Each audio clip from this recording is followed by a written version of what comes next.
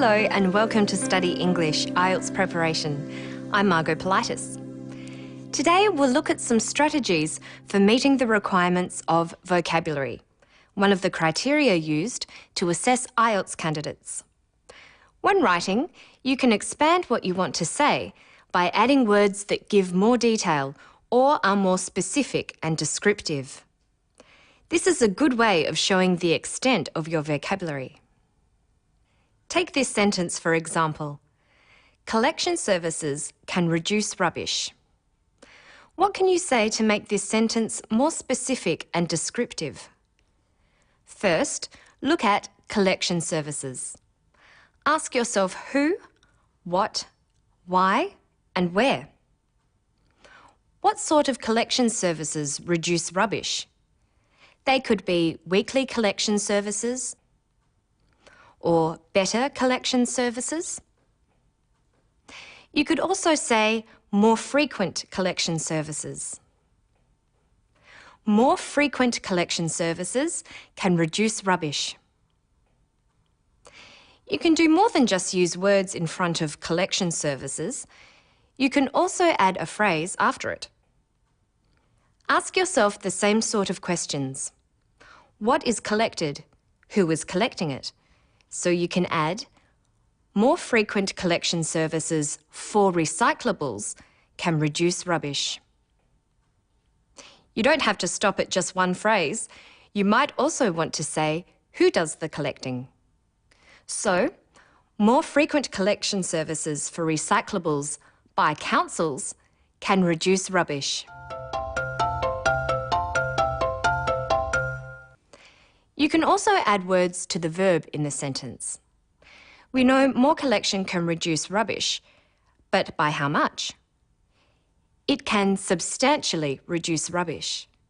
So, more frequent collection services for recyclables by councils can substantially reduce rubbish. Substantially is an adverb. It's one of the forms of the word substantial. Adverbs often end with "ly". Other words that mean a large amount are vast, considerable, and great. Their adverbs are vastly, considerably, and greatly. Any of these words could be used instead of substantially. A good vocabulary is not simply the number of words you know. It's being able to use all the forms of a word correctly. For instance, reduce means to become smaller or to lessen. Listen to how it's used in this clip from a story about sealing roads.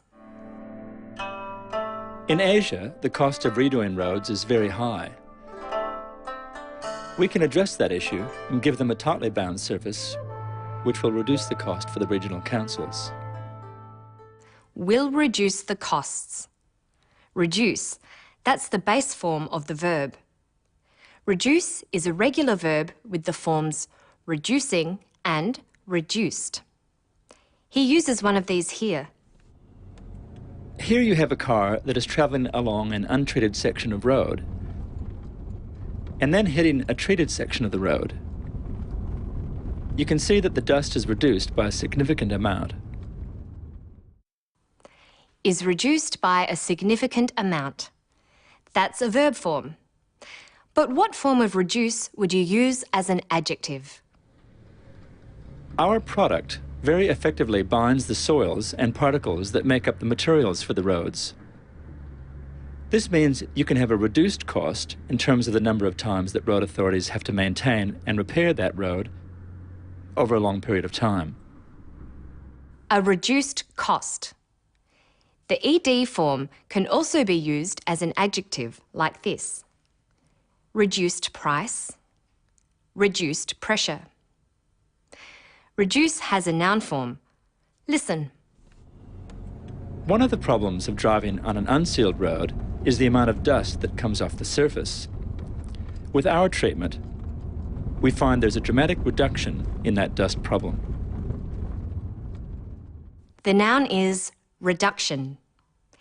You'll find that ION endings for nouns, ly for adverbs, and ed for adjectives are very common. When you learn new words, it is important that you know all their forms and practice using them. It's a good strategy for building your vocabulary. So, learn word forms. Another good strategy is to know which prepositions are normally used with particular words. Let's look at the word reason, a word you're likely to use in an IELTS essay. What preposition is reason used with? Listen to this woman talking about a famous road in Australia.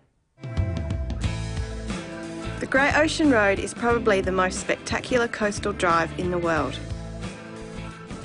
I think the reason for that is that it's got such a variety of scenery, from cool temperate rainforests to the cliffs and rock stacks around the 12 Apostles.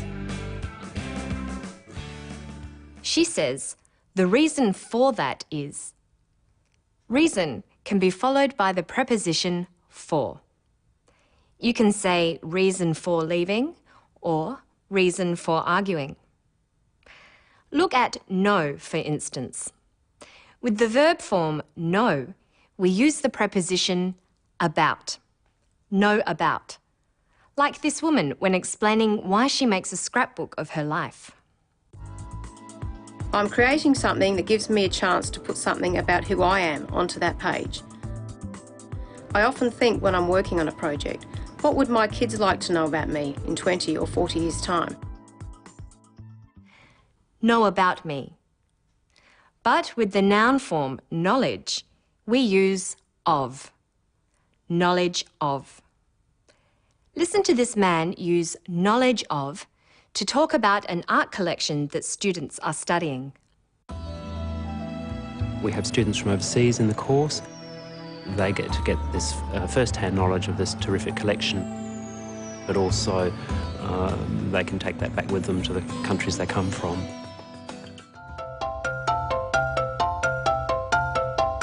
So let's recap.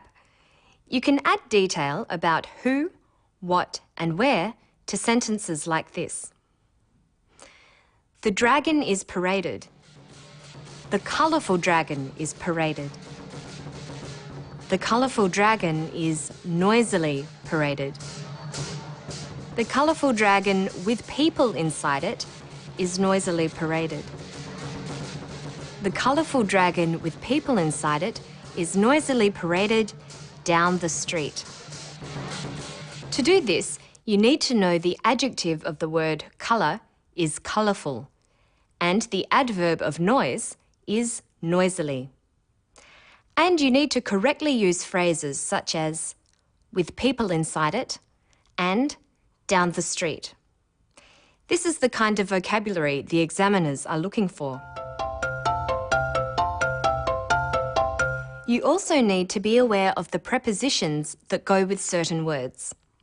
You say that you know about something. I'm creating something that gives me a chance to put something about who I am onto that page. I often think when I'm working on a project, what would my kids like to know about me in 20 or 40 years' time? But have knowledge of something. We have students from overseas in the course. They get to get this first-hand knowledge of this terrific collection, but also they can take that back with them to the countries they come from.